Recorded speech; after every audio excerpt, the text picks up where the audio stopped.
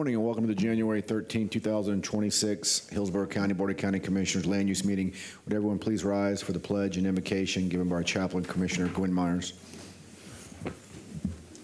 I pledge allegiance to the flag of the United States of America and to the republic for which it stands, one nation, under God, indivisible, with liberty and justice for all.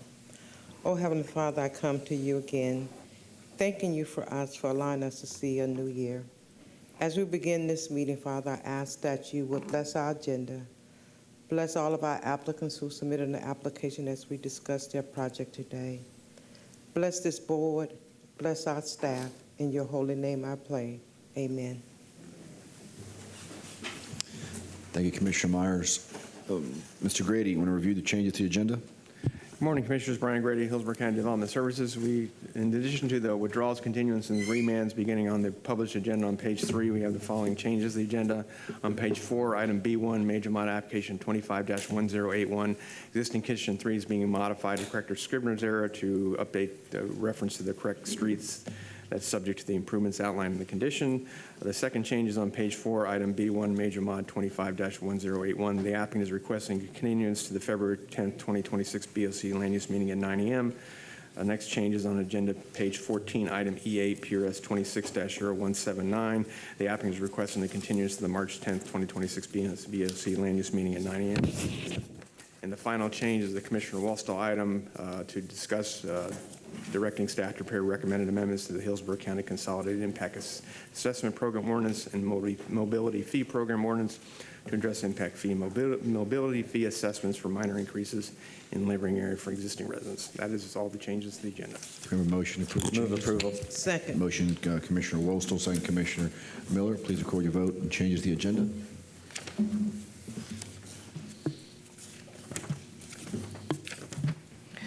Motion carried 7-0. Can we have a motion for the consent agenda? So moved. Second. Motion, Commissioner Wallstall, second Commissioner Cohen. Please record your vote on the consent agenda.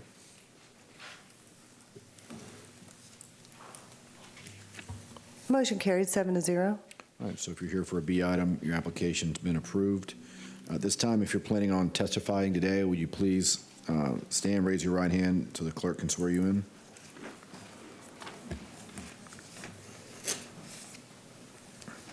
Do you swear or affirm that the testimony you are about to give will be the truth, the whole truth, and nothing but the truth?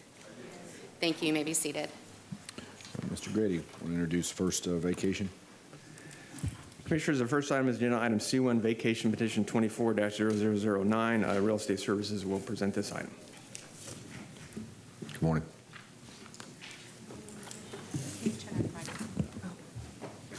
It's on. No. Good morning, Commissioners. Victoria Rosenbecker for the record with Facilities Management and Real Estate Services. Item C1 today is vacate ID V24-0009. This is a petition by Pedro Arces and Ana Lucia Pineda Arces to vacate a platted public utility easement located at 4104 Hollowtail Drive in Greater Carrollwood, Northdale, and consisting of approximately 524.01 square feet. The proposed vacate area was established in 1978 through the plat of Northdale Section E, Unit 2, as recorded in Plat Book 49, page 22, and is generally located west of Northdale Mabry Highway and north of Northdale Boulevard. The petitioner has submitted this request to resolve an open code enforcement case related to the construction of a pool enclosure, as well as encroachments into the easement by a vinyl fence, a pool deck, and a concrete surrounding the pool deck. Pending resolution of the vacate, the petitioner will be required to submit a variance application for setback relief. Reviewing departments, agencies, and utility providers have raised no objections, and I'm happy to answer any questions that you may have. All right, thank you. This public hearing, anyone like to speak to the item? Seeing none, can we have a motion? Move approval. Motion, Commissioner Cohen, second Commissioner Wallstall. Please record your vote on C1. Motion carried 7-0. C2. Next agenda item is agenda item C2, vacate petition 24-0016. Victoria Rosenbecker, for the record, with Facilities Management and Real Estate Services. Item C2 today is vacate ID V24-0016. This is a petition by Terry Benefield and Brenda Dorr to vacate portions of unimproved platted public right-of-way known as First Street and Second Street in eastern rural Hillsborough County and consisting of approximately 0.48 acres. The right-of-way proposed to be vacated was dedicated through the plat of Sydney Highlands as recorded in Plat Book 27, page 6, and is generally located east of North Dover Road and north of East State Road 60. The petitioners have submitted this request to ensure their sites are buildable. Reviewing departments, agencies, and utility providers have raised no objections to this request. Thank you for your consideration, and I can answer any questions. This is a public hearing. Would anyone like to speak to this item? Can we have a motion? Move approval. Motion, Commissioner Woolstle, second Commissioner Cohen. Please record your vote on C2. Motion carried 7-0. C3. Agenda item C3 is vacate petition 25-0008. Last one, Victoria Rosenbecker with Facilities Management and Real Estate Services. Item C3 today is vacate ID V25-0008. This is a petition by Satya Prasad and Svaru Parani Vadla Moody to vacate improved platted public right-of-way known as Hillcrest Avenue in Sefner Mingo, which consists of approximately 0.143 acres. The right-of-way proposed to be vacated was dedicated in 1925 through the plat of Valvilla, as recorded in Plat Book 18, page 47, and is generally located east of Martin Luther King Boulevard and west of South Parsons Avenue. The petitioner has submitted this request for the purpose of creating a more rectangular parcel that allows for a better designed development. Reviewing departments, agencies, and utility providers have raised no objections to this request. Thank you for your consideration, and I can answer any questions. All right, thank you. This is a public hearing. Would anyone like to speak to this item? Seeing none, can I have a Move motion? approval. Second. Motion, Commissioner Cohen, second Commissioner Woolstle. Please record your vote on C3. Motion carried 7-0. Mr. Grady, first E item.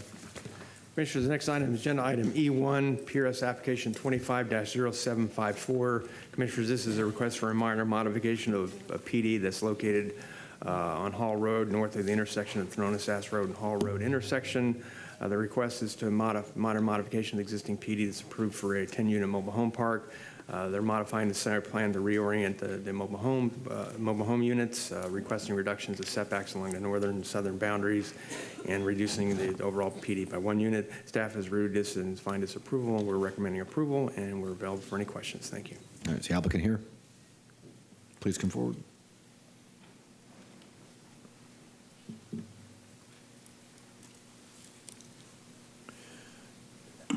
Good morning. Good morning, Jeff sir. Anderson, applicant, here with Eli Payne from Bayside Engineering. We have nothing further to add, and we're available for questions. All right, great, thank you. This time, anyone here in support of the application? Anyone in opposition? All right, can we have a motion? Move to approve. Second. Motion, Commissioner Myers, second Commissioner Woolstle. Please record your vote on E1.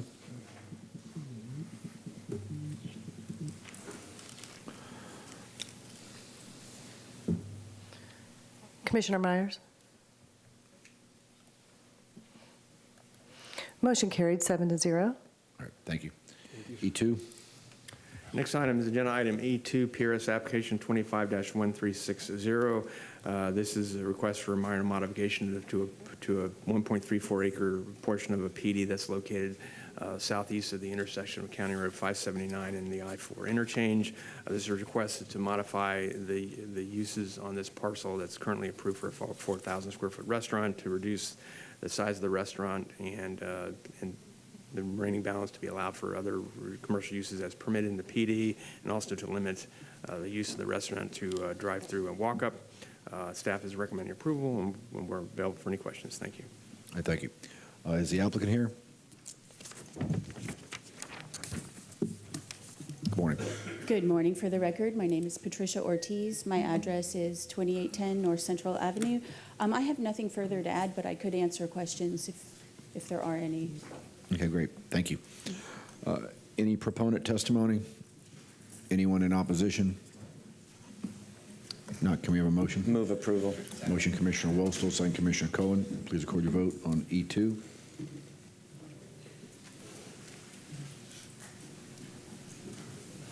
Motion carried, 7-0. E3. Next item is agenda item E3, PRS application 26-0008. This is a request for a minor modification of the PD that's located on the east and west side of County Road 579, south of State Road 674.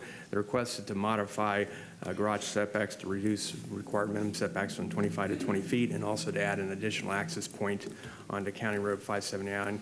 Staff is recommending approval, and we're available for any questions. Thank you. The applicant here. Good morning, Cammie Corbett with the law firm of Hill, Ward, and Henderson. I don't have anything else to add, but I'm here to answer any questions should you have any. All right, thank you. Any proponent testimony? Anyone in opposition? Seeing none, can we have a Move motion? approval. Second. Motion Commissioner Cohen, second Commissioner Wostel. Please record your vote on E3. Motion carried, 7-0. E4.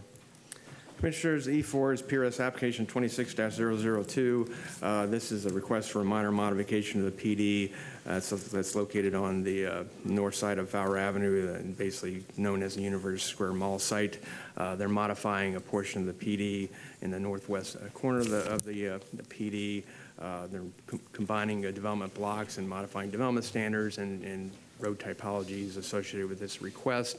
The implementation provisions for this PD lie within the comprehensive plan. The Planning Commission has reviewed this and found the changes are consistent with the applicable policies of the community plan. Staff is also recommending approval of the changes. I will note the applicant will be submitting into the record as part of their presentation some modifications to condition 5.23 to clarify, provide some more information regarding landscaping proposed for enhanced landscaping, and then also condition 9B to clarify which increments of development are subject to the timing of required improvements associated with hard improvements. Staff has reviewed these and have no concerns with those changes, and we are recommending approval and are available for any questions. Thank you. Is the applicant here? Good morning. Good evening, Elise Batzel, Stearns Weaver Miller, on behalf of the applicant related. As you know, this is part of the old University Mall project. It's got a little bit of history. I won't go through it specifically, but there's a couple nuances to this application that I want to bring to your attention. The future land use is ICMU 35, encouraging that mixed-use development, that walkable environment. The zoning is currently planned development. This is a PRS to modify that planned development. These are all of the changes to the original zoning that have occurred. If you scroll all the way down to the area highlighted in blue, that's the area that we're talking about. It's in the northwestern corner of this old University Mall site. We have put details that we usually wouldn't put on this particular plan just to make sure that staff has what they need to ensure that we are maintaining the intent of the original ICMU 35. And we've, as part of this application, submitted a number of conditions as well to ensure that the built environment is what was envisioned as part of the original PD. So we consolidate blocks 5 and 9 into one larger block. We do relocate the major transit stop slightly to the east. We are going to modify, as part of this application, the adjacent roadways. And we added building envelopes, as you can see. I'm going to look at those in a little more detail. This enables a mixed-use development with 367 multifamily units that comprise both apartments and carriage houses. And we have added a lot of enhanced pedestrian access and conditions to ensure the walkability. This is the area where the multifamily apartment buildings will be built if this is approved. The carriage homes are along the southern boundary of the property. And then here along the eastern boundary of this block, you'll see there's 2 future out parcels.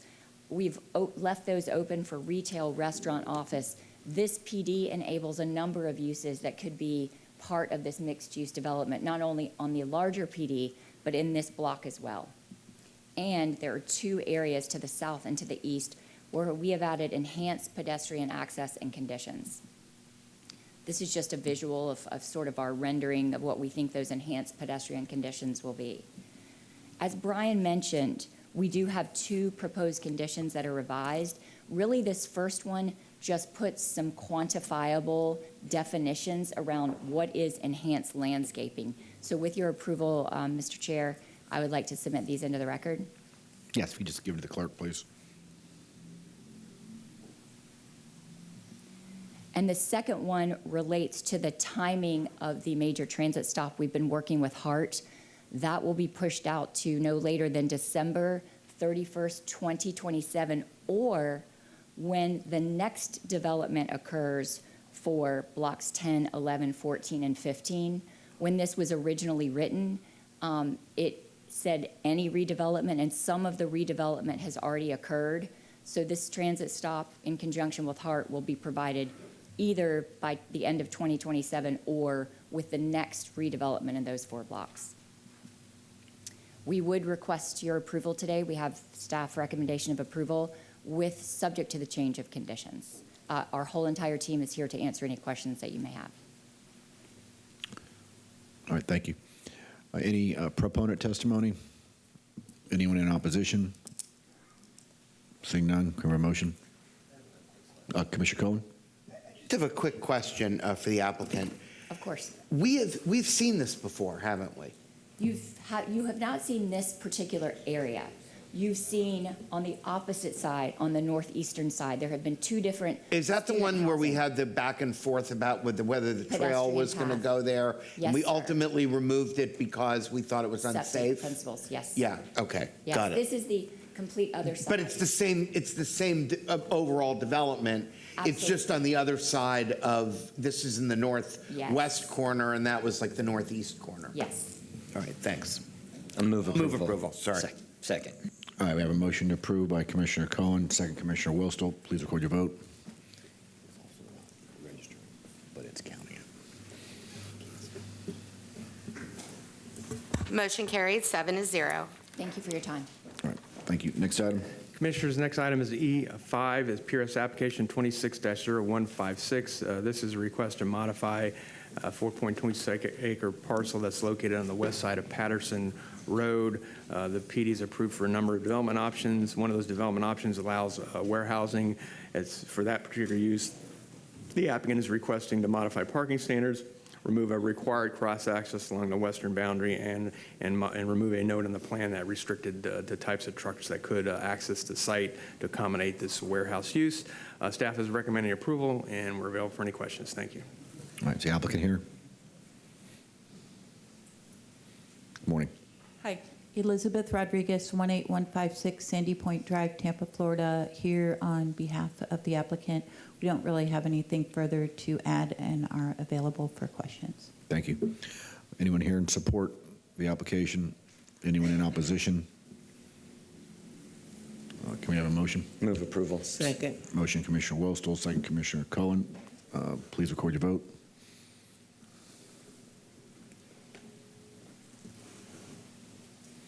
Motion carried 7-0. All right, next item. Next item is agenda item E6, PRS application 26-0169. This is a request to modify a 6.2 acre parcel that's located on the west side of US 301 between Causeway and North and South Falkenberg Road. Commissioners, this request is to adding a second access configuration option for the project. Currently, the project has direct access to US 301 with cross access to the north and pedestrian access to the south. This adds a second option to remove access to US 301 with primary access being through the north, that's in the north through the adjacent parcel, and maintaining the pedestrian access to the south. Staff is recommending approval, and we're available for any questions. Is the applicant here?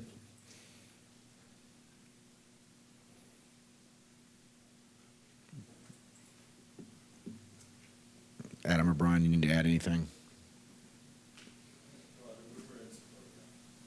Application, not aware of any concerns with it. Staff's in support. Yes, sir. Does anyone here want to speak to E6? All right, what's the pleasure of the board? I'll move approval. Second. Motion, Commissioner Wilstel, second Commissioner Myers.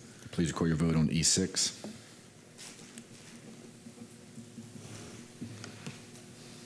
Motion carried 7-0. E7. Commissioners, E7 is PRS application 26-0175. This is a request to modify the PD located west of US 41 along, it's approved for a range of manufacturing type uses. These modifications are to modify the site plan to provide greater flexibility in layout of approved uses, and they're also modifying, updating conditions. Staff is recommending approval, and we're available for any questions. Thank you. Thank you. Is the applicant here? Good morning. Good morning. Barry Wilcox with Stearns Weaver Miller on behalf of Mosaic. We're here to answer any questions you might have. We do have a brief presentation if you feel it necessary, but otherwise agree with staff decision and here to answer questions. Thank you, sir. Anyone in support of the application? Anyone in opposition? Can we have a motion? Move to approve. Second. Motion, Commissioner Meyer, second, Commissioner Cohen. Please record your vote.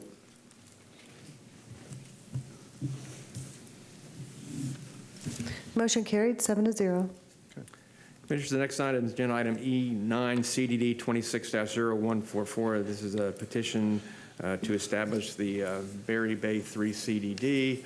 This petition was submitted by Waimama LLC to establish the Berry Bay 3 CDD. The Berry Bay 3 CDD will encompass approximately 506 acres and is located on the east and west side of South County Road 579, south of State Road 674, and east of Bishop Road in Waimama. No objections to the pro CDD were received by reviewing agencies. Staff finds the application meets the requirements of Chapter 190 Florida statutes to establish a community development district and recommends approval. We're available for any questions. All right, thank you. This is a public hearing. Anyone like to speak to E9? Seeing none, can we have a motion? Move for approval. Motion, Second. Commissioner Miller, second, Commissioner Myers. Please record your vote on E9.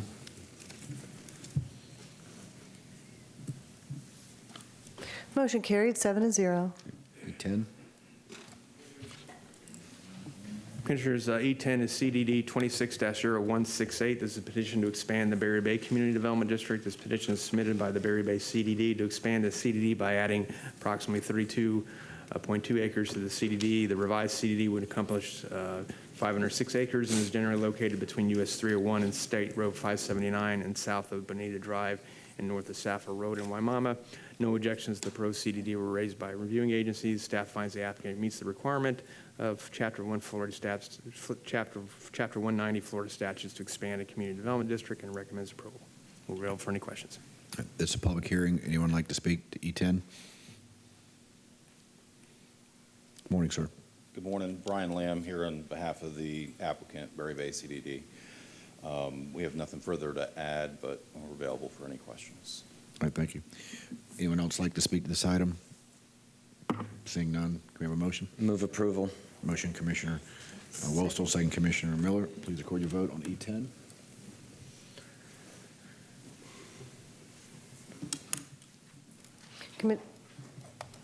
Motion carried 7-0. E11. Commissioners, E11 is CDD 26-0200. This petition to expand the Watershed South CDD Community Development District. This petition is submitted by the Watershed South CDD to expand the CDD by adding approximately 69.4 acres to the CDD. The revised CDD would encompass 869.61 acres and is generally located on the north side of 19th Avenue Northeast between US 41 to the west and I-75 to the east and south of Paso Almar Boulevard. No objections to the pro CDD were raised by reviewing agencies. Staff finds the application meets the requirement of Chapter 190 Florida statutes to expand a community development district and recommends approval. Okay. This is a public hearing. Anyone like to speak to this item? Good morning. Good morning. Alyssa Wilson with the law firm QTAC Rock. I'm district counsel for the Watershed South CDD. Just available to answer any questions, and thanks staff for working with us on this item. All right, thank you. Anyone else like to speak to this item? Can we have a motion? Move approval. Second. Motion, Commissioner Wostel, second, Commissioner Cohen. Please record your vote on E11. Motion carried 7-0. It's grading. Commissioners, the next item is agenda item F1, major mod application 25-0648. This is a request for a major modification of the PDD located at the terminus of Apollo Beach Boulevard and Surfside Boulevard in Apollo Beach. The applicant is requesting to modify, create 2 new development options for this project. Currently, the PD is approved for 53 attached single-family condo units or 103-unit hotel motel. The applicant is proposing 2 development options, both removing the option for the hotel motel. Option 1 would be 52 single-family attached condominium dwellings and a 2,500 square feet of commercial neighborhood uses.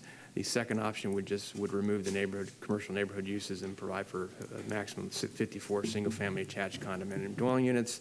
As part of this request, the applicant is requesting to increase maximum building height from 50 feet to 60 feet. They are increasing side yard setbacks by 10 feet on both the north and south, and also requesting removal of other conditions of zoning. Staff has reviewed this and found this approvable. Planning Commission has found it consistent, and hearing officer has recommended approval, and we're available for any questions. Thank you. All right, the applicant here. Good morning. Good morning. Thank you. Isabel Albert with HAF. I'm here representing the applicant. So basically, the site is in Apollo Beach. It's a vacant site, one of the last remnant sites in Apollo Beach, and it's also located in the urban service area.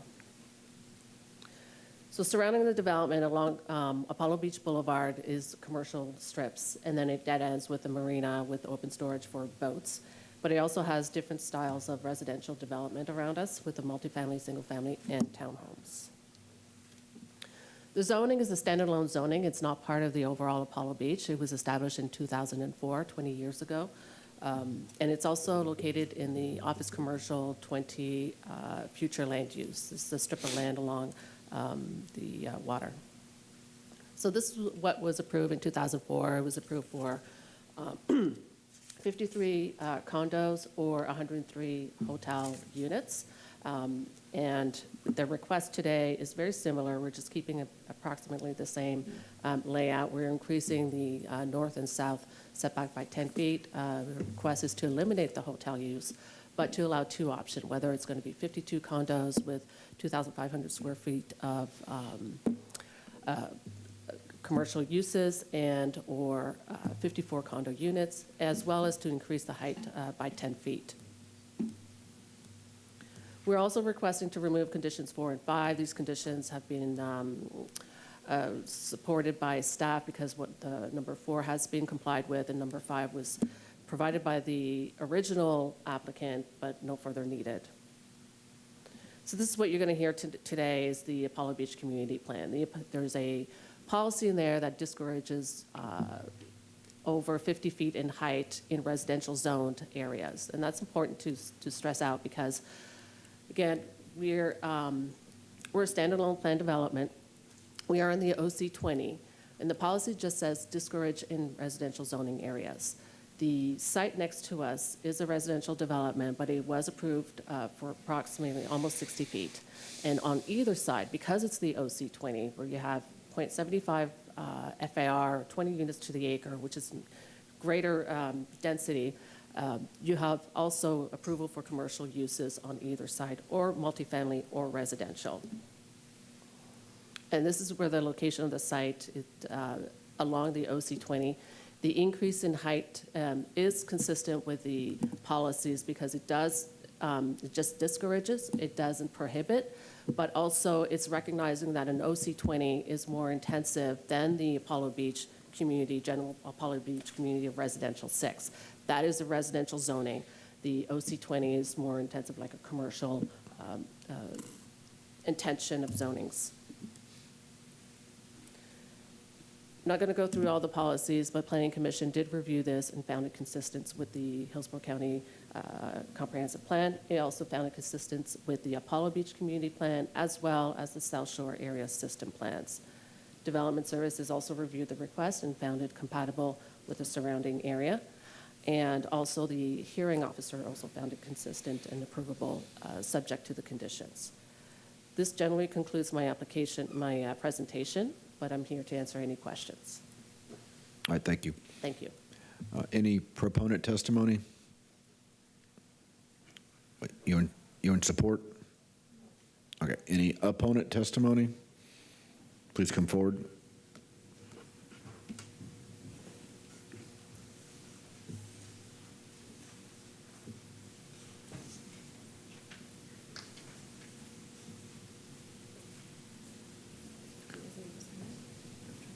Good morning. You have a total of 10 minutes. Thank you. Good morning, Commissioners. My name is Carla Llanos. I'm with HPL and Associates. I was hired by the residents of Apollo Beach to provide expert witness testimony. I work with Becker Law Firm, and we provided a report that's part of the record and was transmitted to the county on November 13 in 2025 in advance of the zoning hearing master. The report analyzed the applicant's request in which there are a few inconsistencies between the narrative and the site plan.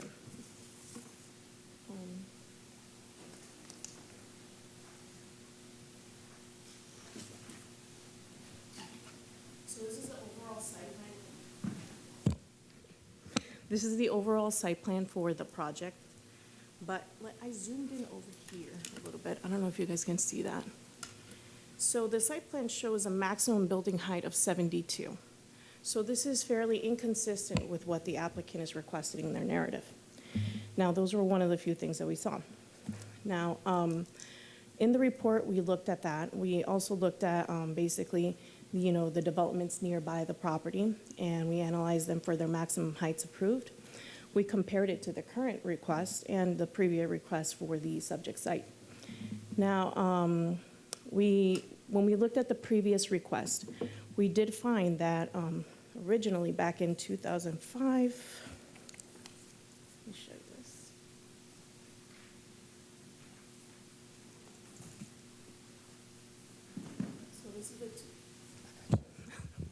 So this is the 2005 hearing, February 8th.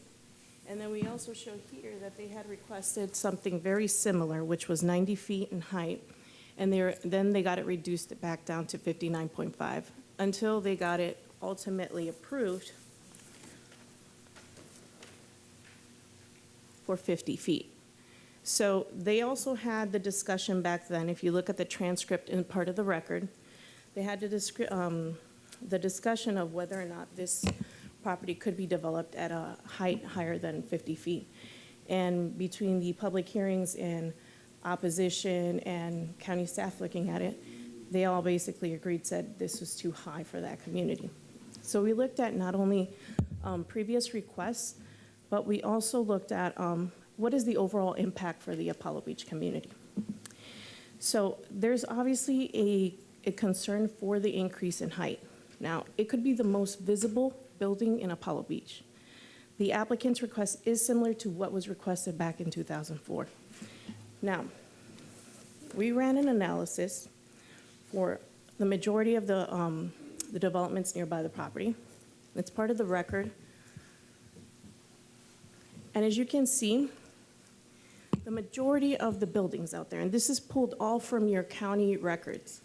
I went through Excel, I went through the PGM store. All of this information is part of your county records.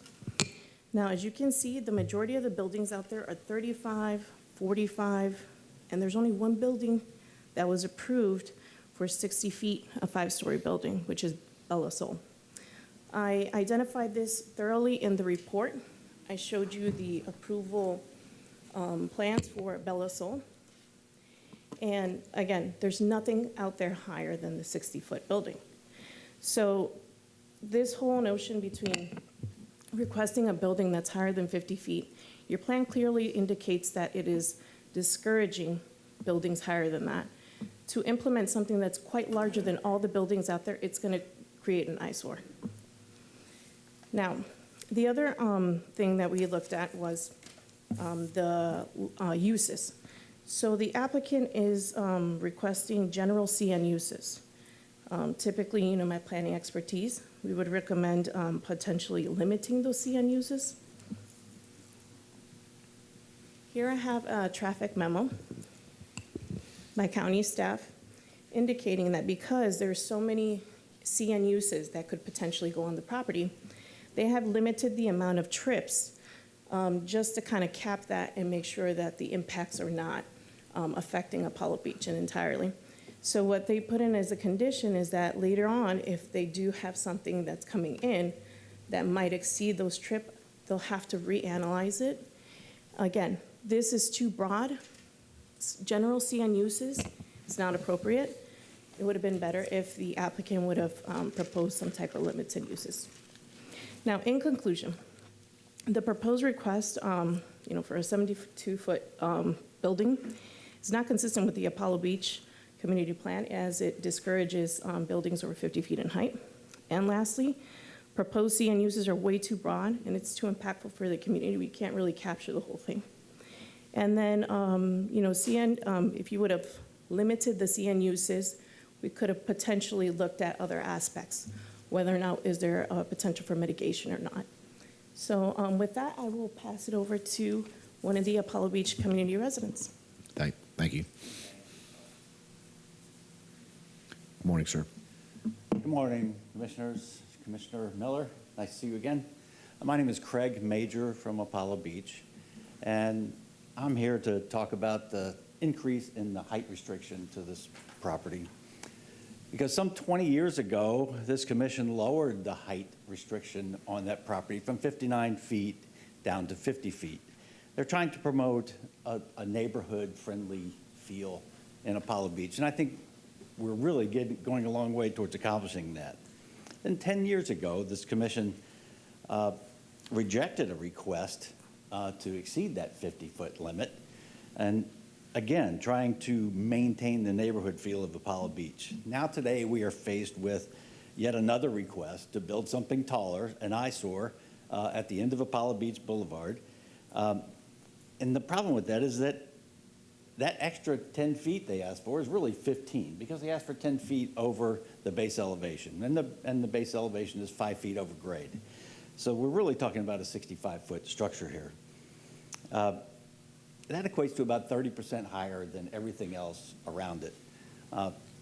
You heard that there was a 60-foot structure just down the street, but that's over half a mile away. It's not really visible from there. On the south side of this property is a 2-story single-family home. Can't be more than like 30 feet tall. On the north side is a small condominium building, which is 3 floors over parking. And that building is no more than 40 feet tall. Directly across the street are 44 townhomes, which are 46 feet high.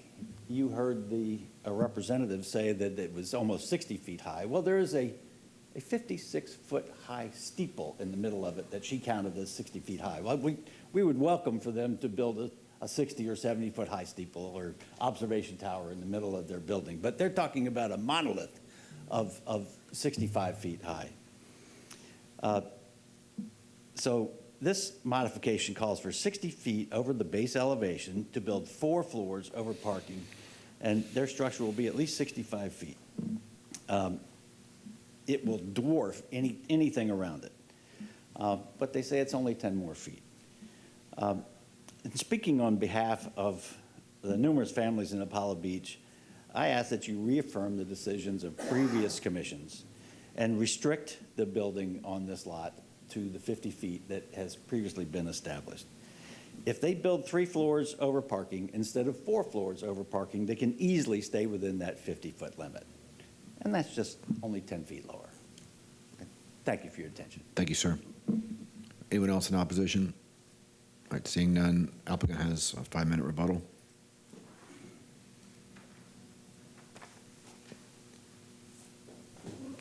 Good morning, Commissioners. William Malloy, 325 South Boulevard, Tampa.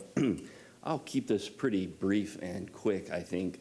The line of code that we're all fussing about is in the Apollo Beach Livable Community element, the community plan, and it reads very simply, discourage development over 50 feet in height in residentially zoned areas. And I've had a problem with that line being applied to this case since the beginning. This site is currently entitled for 103 hotel rooms. That is a significant commercial impact, which we're taking off the table, Commissioner Wostel. I think you understand what that means. What we're asking here, the 10-foot increase in height, is not out of greed or anything like that. We have a nationally recognized home builder that wants to deliver a beautiful project here, a beautiful condo tower. The 10 feet just gets us to the aesthetic that we want. We very respectfully ask for your support on that. Thank you. I just want to clarify also, it's been stated a couple of times that the opposition represents the Apollo Beach community. I have met months before we filed for this application with numerous residents. I was invited for a podcast to explain what we were doing. We had some great feedback, a lot of support of the community. Obviously, they're not here, but I just wanted to point that out, that I did hear a lot of support, and this is why we're here today. Thank you. All right, thank you. Planning Commission? Thank you. Melissa Leinhard, Planning Commission staff. The subject property is located within the Office Commercial 20 future land use category. The site is in the urban service area, and the subject property is located both within the limits of the Apollo Beach Community Plan as well as the South Shore Area-Wide Systems Plan. As one of the most intensive future land use categories on the future land use map, the OC20 category may be considered for a maximum of up to 20 dwelling units per gross acre or a maximum intensity of a 0.75 floor area ratio. The OC20 future land use category allows for the consideration of agricultural, community commercial type uses, office uses, mixed use developments, and residential uses. The proposal meets the intent of future land use section objective 4.1 and policy 4.4.1 that require new development be compatible to the surrounding neighborhood. In this case, the surrounding land use pattern is comprised mostly of vacant land and single-family residential uses with light commercial uses further south of South Apollo Beach Boulevard. Policy 4.4.1 states that any density or intensity increases shall be compatible with existing, proposed, or planned surrounding development. Development and redevelopment shall be integrated with the adjacent land uses through the creation of like uses, the creation of complementary uses, the mitigation of adverse impacts, transportation and pedestrian connections, as well as the gradual transition of intensity. The project is meeting the required 2-to-1 setback, which is consistent with policy direction relating to compatibility, with the subject site being in the Office Commercial 20 designation, which is one of the more intensive future land use categories in the comprehensive plan. Along with the surrounding uses, the proposal for condominium units with a development option to develop commercial neighborhood uses, the request meets the intent of that policy direction as it relates to compatibility. While the subject site is in the Office Commercial 20 future land use designation, the Apollo Beach Community Plan does discourage development of over 50 feet in height in residentially zoned areas. The applicant is proposing a building height of 60 feet, and though the proposed height is over the encouraged 50 feet building height in Apollo Beach, the site is also located within one of the more intensive future land use categories. The applicant had previously proposed a building height of 70 feet and did not meet the 2-to-1 setback in the Land Development Code. With the latest revisions, the applicant has reduced the height to 60 feet and is now meeting that setback requirement. As such, the building height of 60 feet strikes a balance between the community plan language, which is an encouragement rather than an outright prohibition, the surrounding development pattern, and the site's location in the Office Commercial 20 future land use category. Based upon those considerations, Planning Commission staff finds the proposed modification consistent with the unincorporated Hillsborough County Comprehensive Plan, subject to the conditions proposed by Development Services. Thank you. All right, zoning hearing master. The zoning hearing master reviewed the proposed major modification to Plan Development 04979, which is currently approved for 53 attached single-family condo dwelling units or a 103-room hotel. The modification requests to eliminate the hotel entitlement and instead propose 2 development options. Additionally, the modification requests an increase in the maximum building height from 50 feet to 60 feet. Certain zoning conditions that pertain to signage, required contribution to the Parks Department, and maintenance of the landscape medians are proposed to be removed as they are no longer applicable or are completed. Testimony in opposition was provided relating primarily to the increase in height and incompatibility with the surrounding area. The zoning hearing master noted that Goal 2 of the Apollo Beach Community Plan discourages building height over 50 feet in residentially zoned areas, but does not prohibit it. The applicant's representative stated that the subject property is currently approved for a 103-room hotel and is designated OC20, which is one of the most intense future land use plan categories. Therefore, the property is not strictly residentially zoned.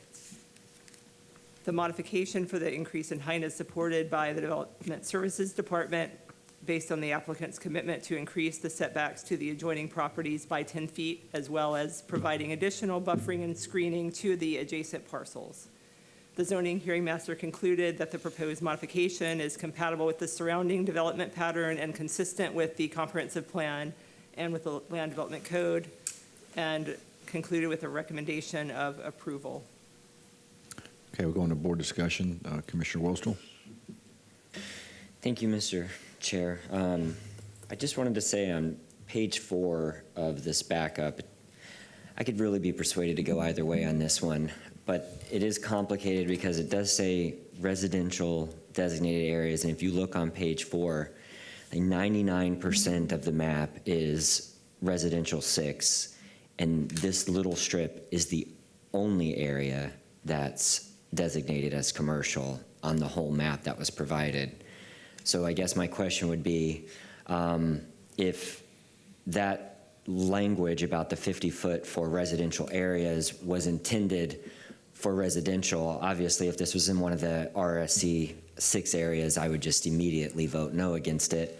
But I guess my question is, since that language is in there designating it for residential only, how could it not be being applied to this single red strip of OC20 that's there? It seems like it was intended to leave out the commercial areas. I don't know.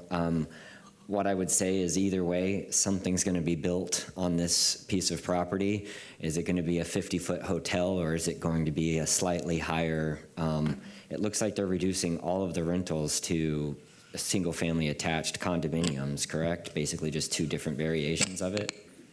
That's correct. I guess, I mean, really the question is do you want the potential of a transient hotel at the end of Apollo Beach, or do you just want single-family attached condos is what we're really deciding today. But I guess that's my main, if anybody else has a question, but I mean, there's literally only like 20 plots of land that are not residential in the area, and that line of language seems to specifically protect the other 99%. Not this, but I could be persuaded to go either way. I just want to make sure the public knows that something's going to be built there. It's already heavily entitled, and I don't want them to leave here thinking anything less. Thank you. Commissioner Cohen?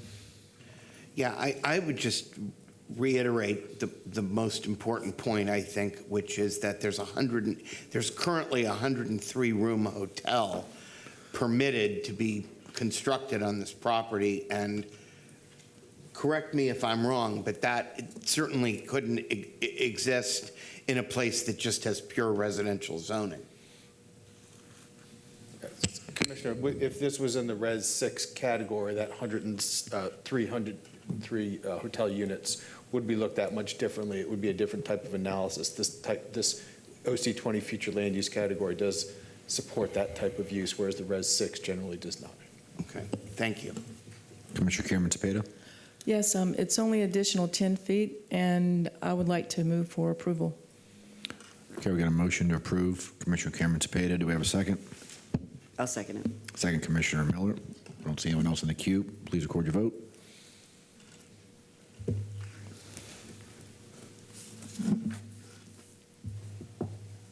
Motion carried 7-0. Okay, next item.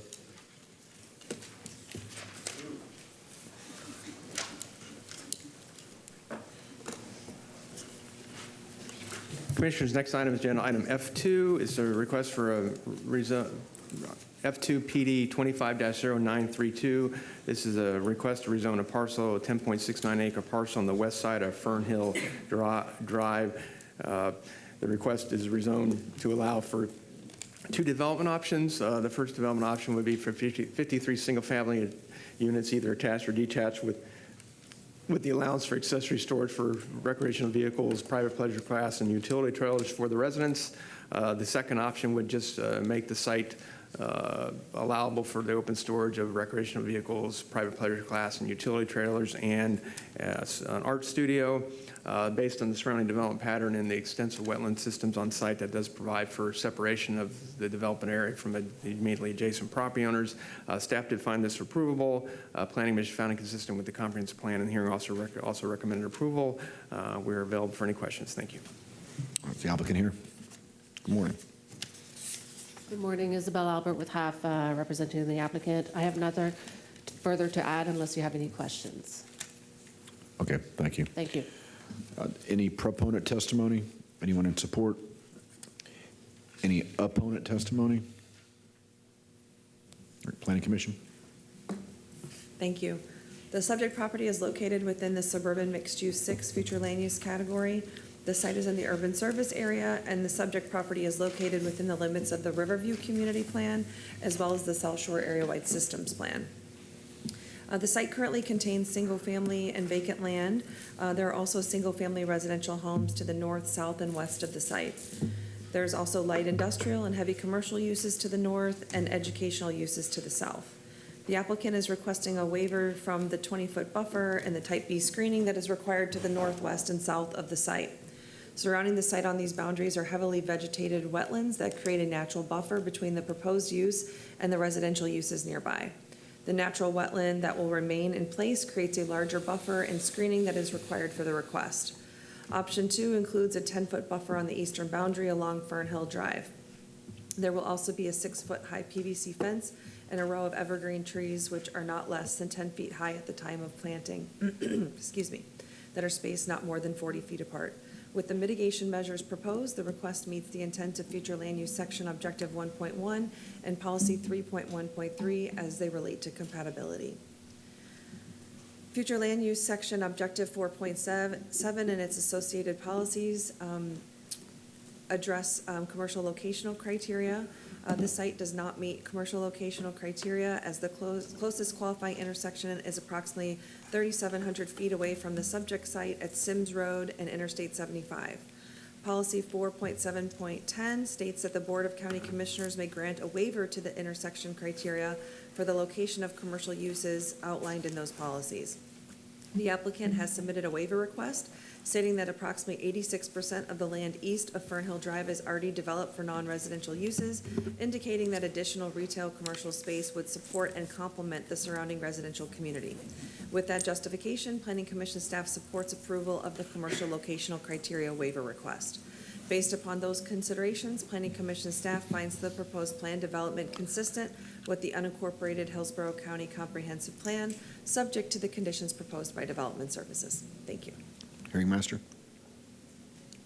The zoning hearing master considered the applicant's request for a rezoning from AR to a planned development zoning district for the development of 2 development options, 53 single-family detached homes with accessory storage of operable RVs, boats, and trailers for residents only, and option 2, an art studio with accessory storage of operable recreational vehicles, RVs, boats, and trailers. It's open to the public. No waivers are requested. Testimony in opposition was provided during the hearing and submitted into the record. Concerns primarily address the impact of the project traffic to the area on Fern Hill Drive from the proposed single-family homes and commercial vehicle traffic associated with the storage of boats, RVs, and trailers, and the worsening of existing flooding conditions from the proposed single-family homes. Neighbors testified that the existing school has resulted in the backup of traffic along Fern Hill Road, and that the addition of the project traffic would present a safety issue to children walking to the school. In response, the applicant's transportation engineer stated that they did traffic counts on Fern Hill Drive while school was in session and did not observe backups. The applicant's representative stated that the developer will provide a 10-foot wide multi-use path that will connect the subject property south to the existing sidewalk and bike lane to the school, and also complete a missing segment of the bike lane on the east side of Fern Hill Drive. The county transportation review staff had no objection to the rezoning application subject to the proposed zoning conditions. The zoning hearing master concluded that the request for a PD for the development of the 2 development options is consistent with the code and with the comprehensive plan, and recommended approval. All right, what's the pleasure of the board? Move approval. Motion, Commissioner Cohen, second Commissioner Cameron Cepeda. Commissioner Wilson? I just The current flu is 6 units per acre, and they're going for 5. That's what I'm reading, correct? Yes, correct. Plan for 6 units per acre. Okay, thank you. Okay, we've got a motion and a second. Please record your vote.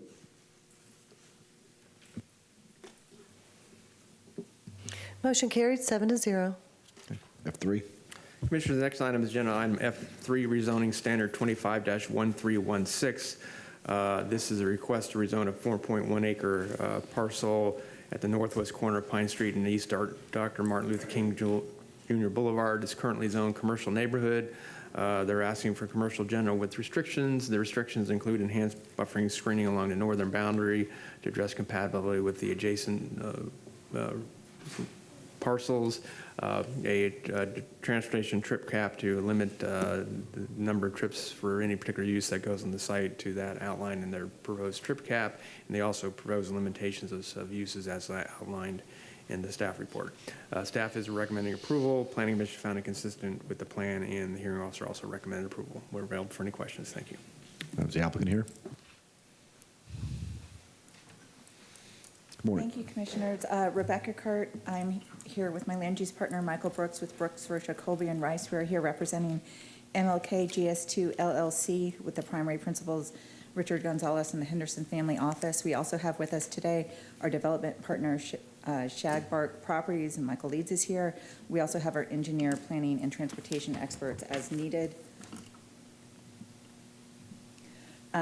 This site is a 4.89 acre site along a portion of MLK, which is in the Sethner Mango planning area, in an area that is specifically designated by the plan to encourage commercial revitalization. This slide shows the overall block area. Our subject site, again, is a request to go from CN to CGR, which will increase the FAR and allow for a grocery store use. We are providing some restrictions, which we will go over further. This also shows in blue the 250579, which is a rezoning you will be hearing later today. Our project stands on its own merits, but we wanted to show you this slide to show that the entire block is being revitalized with a logical mix of uses. We did have one person speak in opposition at the hearing. He was speaking, if you can see the blue rezoning abuts Highview Road. His concerns were along Highview Road, which are improvements of that are being addressed in that PD. We do have cross access, but we don't have direct access to Highview Road. At this point, I'm going to ask our planner to come up, talk about compatibility. Good morning. My name is Stephen Spazzato. I'm a certified planner with Level Up Consulting here in Tampa. The aerial and street view on the screen it's at MLK and Pine. It's looking west, and the point is to clearly show that this site is underutilized and in need of revitalization. The project site was originally rezoned to commercial about 50 years ago. It was C1. It was changed in 91 through the zoning conformance process. It included a cap on the FAR to 0.20. FAR is one measure of intensity, not necessarily predictive of other intensity metrics such as traffic, and this request will restrict traffic. The request is also facilitated by major modification 250265, which provides for the redevelopment of Mango Square, which is to the west of Highview. That eliminated the existing grocery, and so as mentioned by Rebecca, a goal of this request is to construct a grocery store. It's also intentionally integrated with PD 25079, which we'll hear later. Sorry. The request is also supported by the Res 6 flu designation, which has a 0.25 FAR, and the centers and connections designation. The voluntary restrictions include those on uses, typically that generate high peak, necessitating internal stacking. It includes a maximum trip cap and enhanced buffer along the northern edge. And with that, turn it over to Mr. Yates.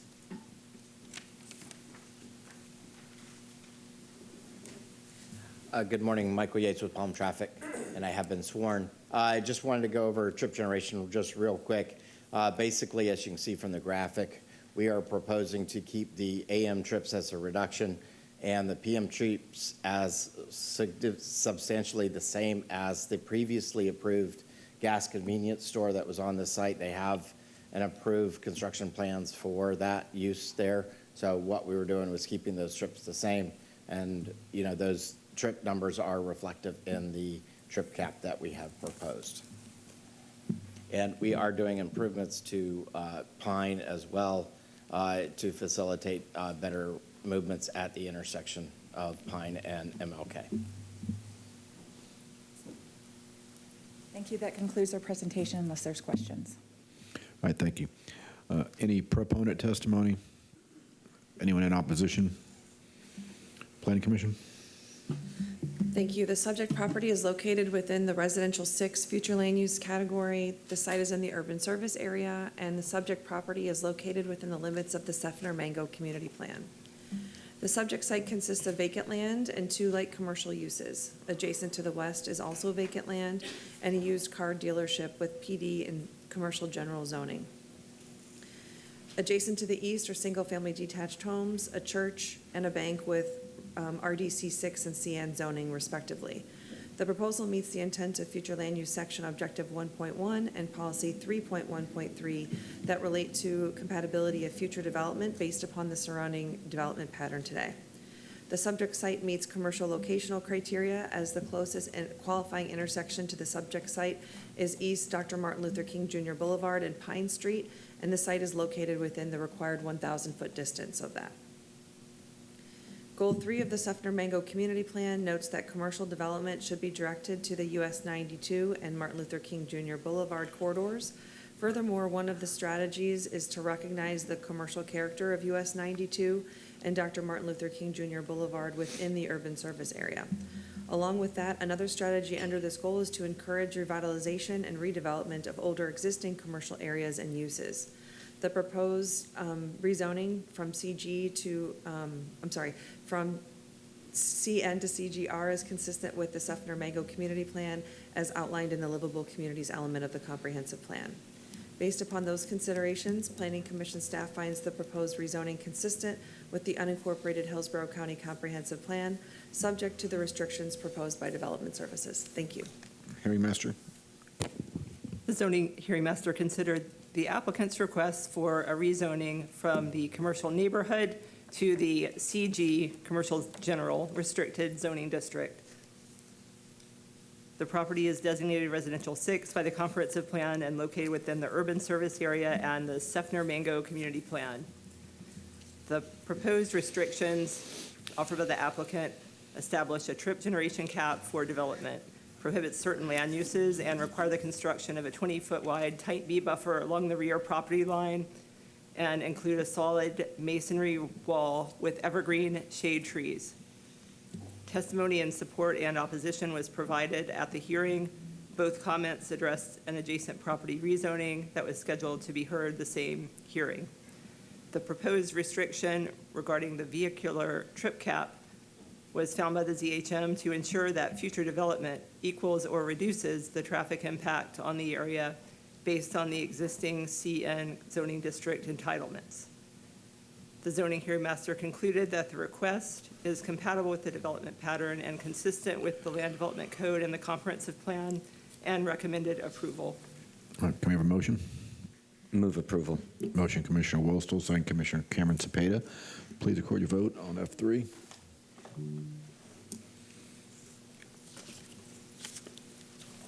Commissioner Miller? Motion carried 7-0. All right, F4. Next agenda item F4, rezoning standard 25-1319. This is a request to rezone a 0.9 acre parcel that's located on Lakeside Drive, east of the intersection of Lamona Road and State Road 60. The request is rezoned from RSC 6 to RMC 9 with restrictions. The restrictions limit development to single-story structures and a maximum of 4 attached units. With those restrictions, staff did find this request compatible with the surrounding zoning and development pattern. Planning Commission found it consistent, and the hearing officer also recommended approval. Staff is available for any questions. Thank you. Is the applicant here? Morning. Yes, good morning. My name is Patricia Ortiz. I'm with Ortiz Planning Solutions. My address is 2810 North Central Avenue. As Brian or Mr. Grady stated, this is a request from RSC 6 to RMC 9. It's a standard district rezoning. We are accepting restrictions to ensure compliance with the 2-for-1 setback requirement, the RMC 9 development standards, and to ensure the low-profile development pattern will remain. This petition has been received favorable recommendations from all reviewing agencies and has been forwarded to you with a recommendation of approval from the zoning hearing master. Our intent is to develop a single-story fourplex.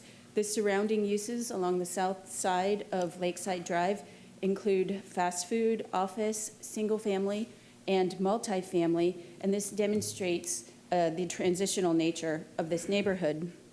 We had one person speak in opposition at our ZHM hearing.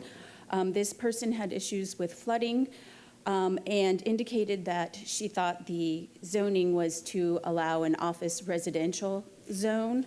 To be clear, we're seeking a rezoning from RSC 6 to RMC 9 with restrictions. And with that, I could answer any questions that you might have. All right, thank you. Any proponent testimony? Anyone in opposition? Planning Commission? Thank you. The subject property is located within the residential 9 future land use category. The site is in the urban service area, and the subject property is located within the limits of the Brandon Community Plan.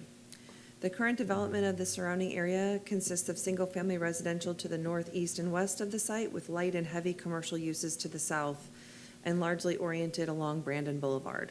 The residential 9 future land use category allows for the consideration of up to 9 dwelling units per gross acre. With 0.9 acres, the subject site can be considered for up to 8 units. The proposed rezoning to RMC 9 would allow residential units on the site, and the applicant has agreed to 2 restrictions to mitigate compatibility concerns for the site. The site will be restricted to a maximum of 4 multifamily units, and after the fact, setback variances for the site will be prohibited. The proposed restrictions ensure that the potential development on the site will be compatible with the existing development pattern and sensitive to the existing community character. Therefore, the rezoning request is consistent with future land use section objectives and policies that relate to compatibility and neighborhood protection. The site is located within the Urban Center Brandon Character District, located within the Brandon Community Plan, which is described under Goal 6 as an area that contains the most intense land uses and includes regional shopping areas and the State Road 60 Overlay District. Given the future land use of residential 9 and the location of the site between light and heavy commercial uses and residential uses, the proposed multifamily use in this area fits within the urban center uses and vision and provides transition of intensity between the urban center and the urban general character district areas of the Brandon Community Plan. Based upon those considerations, Planning Commission staff finds the proposed rezoning consistent with the unincorporated Hillsborough County Comprehensive Plan, subject to the restrictions proposed by Development Services. Thank you. Zoning Hearing Master? The zoning hearing master reviewed the applicant's request for a rezoning to the RMC 9 restricted zoning district. The parcel is located within the urban service area and the Brandon Community Plan. The applicant proposes a restriction that will limit the number of dwelling units to a maximum of 4 single-story attached homes. The proposed restriction regarding the limitation on 4 single-story attached homes was considered by the zoning hearing master to be satisfactory in ensuring compatibility to the neighboring residential land uses. And the zoning hearing master concluded that the request for the RMC 9 restricted zoning district is compatible with the development pattern and consistent with the land development code and the comprehensive plan. The zoning hearing master concluded with a recommendation of approval. All right, can we have a motion? Move approval. Second. Motion, Commissioner Cohen, second Commissioner Wilstel. Please record your vote on F4. Motion carried, 7-0. G1A and G1B. Commissioners, the next items are related items G1A and G1B. Commissioners, the first item, G1A, is rezoning PD 25-0579. It's a request to rezone a 14.99 acre parcel located at northeast of the intersection of Highview and MLK Boulevard from PD and CG to a planned development. The planned development proposes to have mixed uses of 304 multifamily units and 27,000 square feet of commercial, with the commercial along the frontage of MLK Boulevard and the residential and the remainder as shown. Required buffering and setbacks are being provided as part of the multifamily. I would also note that the applicant is requesting a resident density bonus for infill development pursuant to policy, comprehensive policy 4.9.6.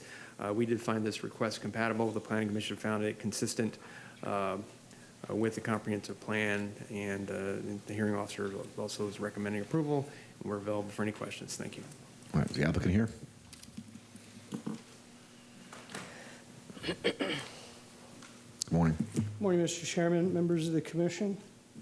For the record, Michael Brooks, 400 North Tampa Street, Suite 1900, Tampa 33602. I'm here this morning on behalf of MLK GHS Properties, which is Richard Gonzalez family and the Greg Henderson family. Also have with me here this morning is Michael Leeds, who is working as the developer with the ownership group.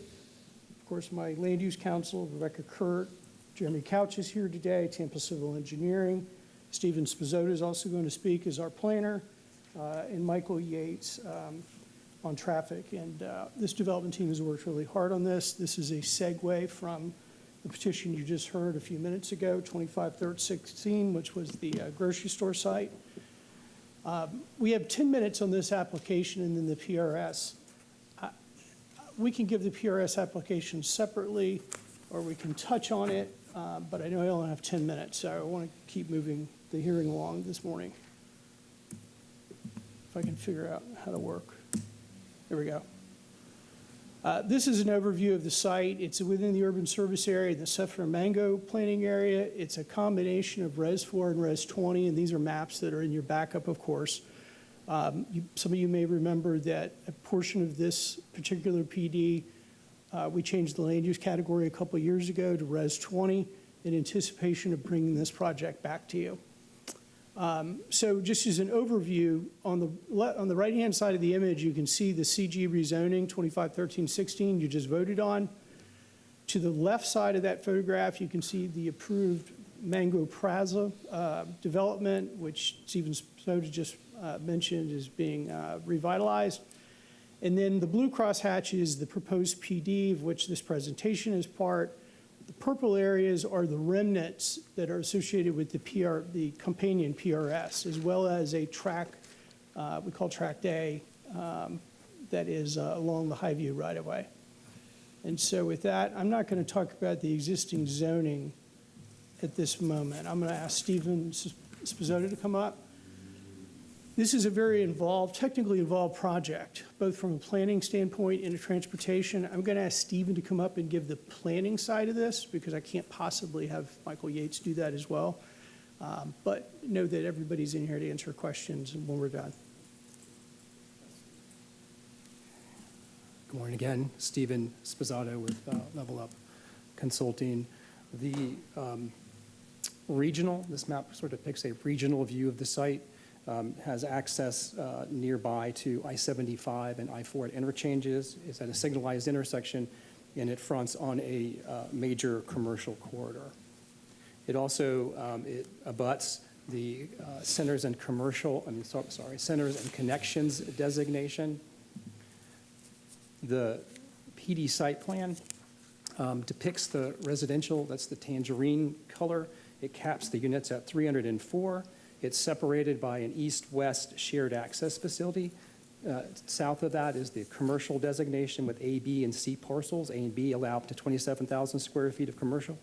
And parcel C will be parking and or retention. It utilizes the infill density bonus as well as the blending provisions of the comprehensive plan. In terms of access, it's addressed comprehensively. It maintains the access to the advanced auto in the southwest corner. It closes 7 existing access points and facilitates east-west movement between Highview and Pine Street. And it also provides for pedestrian connectivity internally and externally. It does include the same prohibition on certain CG uses, which I went over a little bit on the previous case for the adjacent project. It does include a reduction in both AM and PM trips. It includes substantial improvements on MLK as well as Highview, which includes a design exception. I'll kind of go through those as Michael said, if I'm happy to answer any questions regarding these improvements.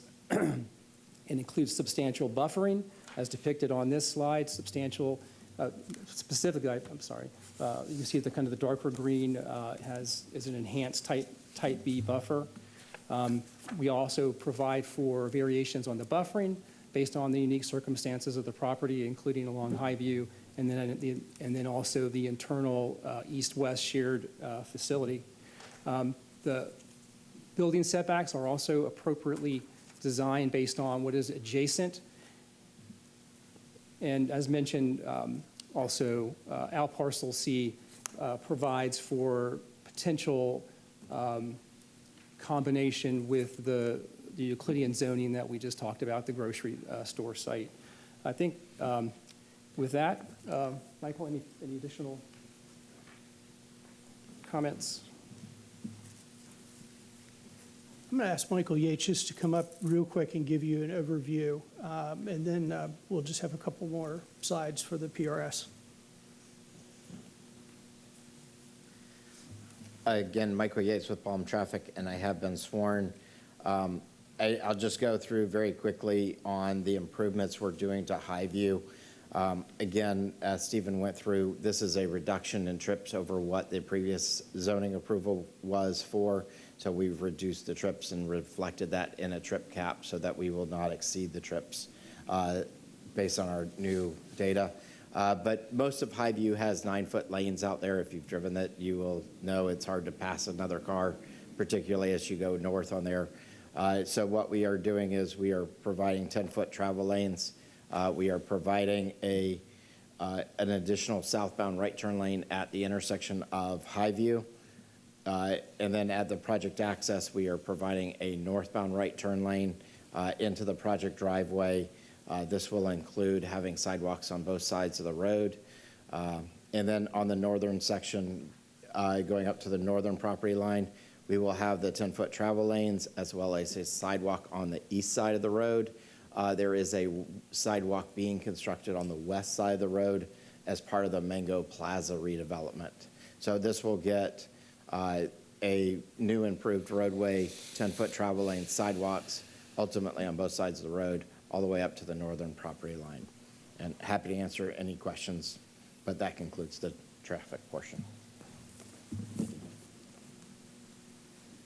Mr. Chairman, that concludes our presentation on this item. All right, thank you. Any proponent testimony? Anyone in opposition? Planning Commission? Thank you. The subject property is located within the residential 4 and residential 20 future land use categories. The site is in the urban service area, and the subject property is located within the limits of the Seffner Mango Community Plan. The proposed mixed-use development is compatible with the existing mixed-use character and density of the surrounding area, which is consistent with the neighborhood protection policies outlined in the future land use section.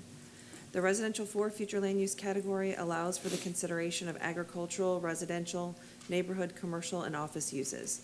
The residential 20 future land use category allows for the consideration of agricultural, residential, neighborhood, commercial, office uses, and mixed-use developments. Future land use section policy 2.2.5 allows projects whose boundaries encompass more than one future land use category. The density intensity calculations will allow for the blending of those categories across the entire project, as long as the combined maximum density intensity allowed within the categories is not exceeded. With 14.99 acres, the subject site can be considered for up to 303 dwelling units with the residential density infill bonus that is being requested.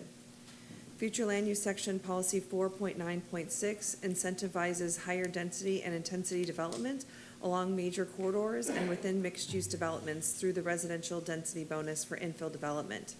State Road 574 is an arterial roadway and a major corridor in this area. Therefore, the bonus is suitable for this site. The site qualifies for the bonus because it is in the urban service area, it is located along a collector or arterial roadway, and the requested bonus is within the 660 feet distance perpendicular from that road. Goal 2 of the Seffner Mango Community Plan is to enhance community character and ensure quality residential and non-residential development. One of the strategies under this goal is to support infill development and redevelopment within the urban service area while providing for compatibility with the existing land uses. The request is consistent with the community plan vision based on the surrounding development pattern. Based upon those considerations, Planning Commission staff finds the proposed plan development consistent with the unincorporated Hillsborough County Comprehensive Plan, subject to the conditions proposed by Development Services. Thank you. Zoning Hearing Master. The zoning hearing master reviewed the applicant's request for a rezoning from plan development and CG zoning to plan development zoning district for the development of 27,000 square feet of general commercial land uses and a maximum of 304 multifamily dwelling units. Testimony in opposition was provided during the hearing. Concerns expressed addressed the impact of the project traffic to the area on the narrow Highview Road, possible flooding issues, parking, and the height of proposed buildings. In response, the applicant's drainage engineer testified that the site is required to design the retention to volume-sensitive standards, which will require significantly more retention than typical sites. The applicant's land use planner testified that the code requirements to provide an additional 2-to-1 setback for buildings over 20 feet in height results in a setback of 80 feet on the side that abuts single-family residential. He stated that the setback would increase the height of the building, if the height of the building was to increase. The applicant's transportation engineer testified that there is sufficient right-of-way to provide the transportation improvements and that no right-of-way will be taken from existing parcels.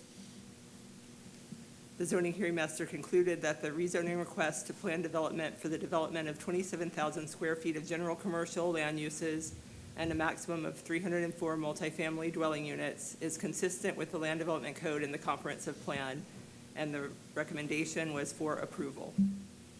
Okay, thank you. We're going to defer a vote till afterward. Commissioner Wilson, do you want to speak now or after the PRS? After's fine. Okay. Mr. Grady, do you need to introduce the PRS? Just real quickly, the next G1B is PRS application 25-1377. This is dealing with the parcel we just spoke about. The PRS is basically to reflect removal of the parcels that are associated with G1B from the existing PD and recalibrate conditions to recognize entitlements associated with the two parcels that remain in the PD, which are outlined to the north and south of the area that's subject to G1A, and staff is recommending approval. Thank you. Thank you. Mr. Brooks. Good morning, Commission. For the record, Michael Brooks, 400 North Tampa Street, Suite 1900, Tampa 33602. I'm going to just go back in this presentation and just address 3 slides. I want to talk about what the current site is approved for. So this site was approved in 1990 for a planned development. There were 2 portions of it that you see on your screen, a PDH and a PDC. The PDH housing residential portion is to the north. And by the way, this graphic is not to scale. I'm not sure why. The red portion was the shopping center. And that was approved, as I said, in 1990. In 1999, there was an amendment done to this planned development. I actually worked on this. And a portion of this PD came in to reconfigure the portion of the shopping center site for a grocery store. At that time, it was going to be I think it was a Food Lion. That never happened, but this PD modification was approved. And so what you have today is the existing site is approved for 125,000 square feet of non-residential shopping center. A mix of CN and mini warehouse uses are allowed, with the out parcel having 12,600 some change feet. And this is roughly a graphic that's similar to what Michelle Heinrich just put up. You can see the remnant parcels subject to the PRS that are in pink. They'll remain within that PD. The land in bold that's crosshatched, that will be coming out and going into the new PD 250579. And with that, I have Jeremy Couch here to answer any questions. Michael Yates, of course, Stephen Sapoti you've already seen. I do want to say to the board that two things that with regard to the community. Since the CPA, we have over-noticed on this site. And we did that just because of looking at the relationship of the surrounding residences and the commercial and trying to make sure that we got enough of the local community. So we held a community meeting on the CPA, and we held two community meetings with an extended notice area just on these zoning petitions. And so I want to thank Michael Leeds. He has been the contact for all the neighbors as they've been calling, and they're interested in the redevelopment of this site. Anyways, I'm proud of this team. We've gone above and beyond to put together what we think is a good application. So with that, I will close and ask for your consideration. All right, thank you. Any proponent testimony? Any opponent testimony? We're going to board discussion. Commissioner Worstel. Just briefly, I don't know if it's cleared up in the zoning hearing master hearings when somebody testifies about stormwater, but if they do listen, just to remind them that that's all handled during the permitting process, not during zoning. And if they can't comply with stormwater needs, then they can't build. It's not handled during this process. But I only see one more person queued, so I'll go ahead and move for approval. Okay, we've got a motion to approve G1A and G1B by Commissioner Worstel, second Commissioner Cameron Cepeda. Commissioner Bowles. I had a question regarding the trip count.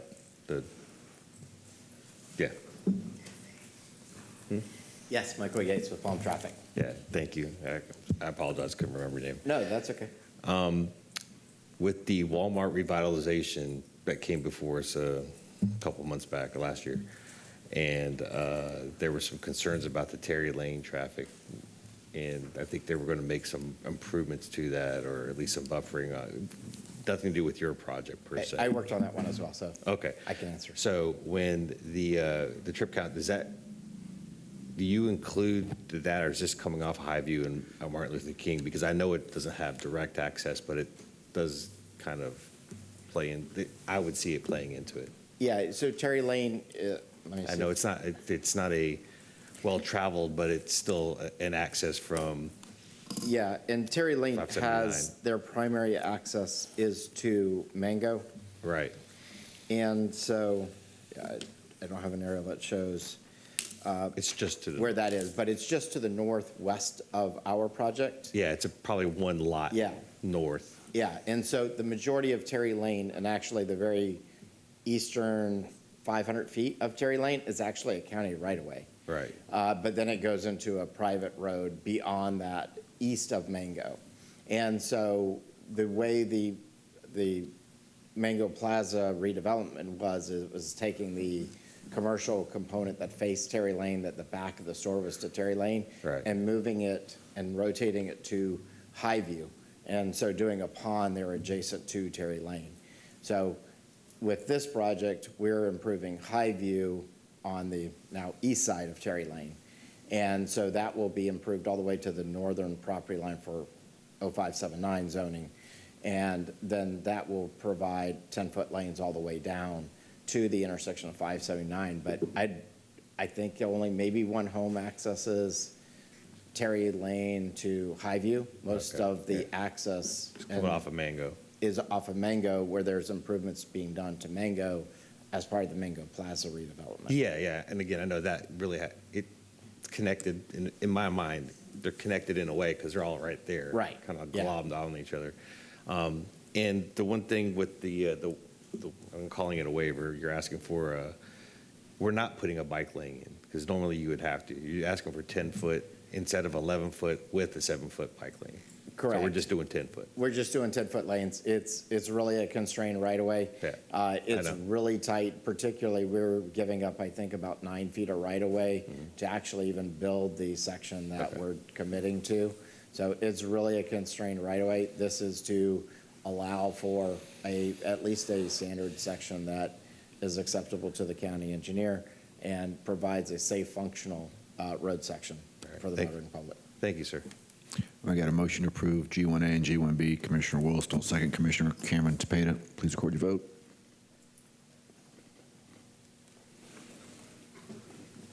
Motion carried 7-0.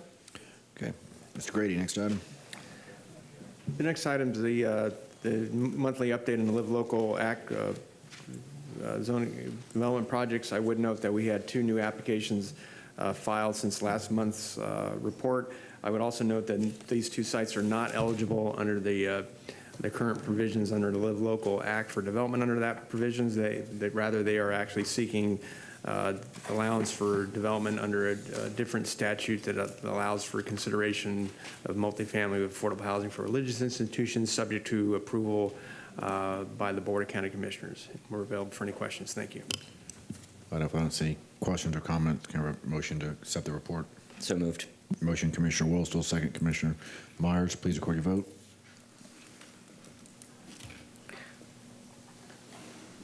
Motion carried 7-0. Next item. The final item is Commissioner Wolstall's item. And Commissioner Wolstall. Thanks. This item is really just to get you guys' opinion. I didn't know this was happening, but we had a resident basically improve out. I think he's in his email, he's like mid-50s. He's lived there for a long time, and he improved out an already enclosed patio that was built with the roof line of the home, and the slab was poured when the house was constructed. And because of our flat-lined tier structure, it just, by happenstance, pushed him into the next bracket and gave him an exorbitant amount of mobility and impact fees to schools, et cetera, that I'm not okay with doing to folks. And Mr. Gormley had said that he did have some suggestions, if we were willing to hear him, that he could bring back for some amendments to that would make it more amenable for our residents and give them some relief. I just didn't think it was appropriate. He was like 1,210, and it pushed him into the 1,300 bracket if you had a chance to read the email, and I didn't think that was right. So I don't know if anybody wanted to comment, if you guys, yeah, go ahead. Commissioner Murley. Thank you. I actually asked about this because I think my briefing happened after your request. I would really support that. We get a lot of people that come and say, I don't understand why we have additional fees attached. But if you're adding an entire separate dwelling, just because you've lived there for 30 years doesn't mean that it doesn't increase your property value. You could turn around and sell it. But this is completely different situation under the current roof line. We're talking about enclosing in a porch or some additional thing that already existed on a home. I think we should look at those separately. I don't know how we go about making that happen, but I certainly would support Commissioner Whistle on this. Commissioner Whistle. Yeah, and I did want to mention that. Sorry, I did want to mention that the suggestions would come back that if someone is trying to build like a whole new 300 square foot bedroom or something and pour a slab, and that's going to be included in his suggestions. So I believe there's a suggested motion on my item, and I would just move approval of that suggested motion for staff to come back with those ideas. And I know that there's like a possibly per foot situation that we're not going to get into today because it'll be more detailed to offer better relief. So thank you. I got a motion by Commissioner Wolstall, second Commissioner Cohen. Adam, do you need to add anything on that? Do you understand? We understand, yes, Commissioner. We'll come back with some suggestions on how to make these assessments more equitable. Yeah, yes. Yeah, please do. Okay, please record your vote. Motion carried 7-0. Okay, anything else? All right, we're adjourned.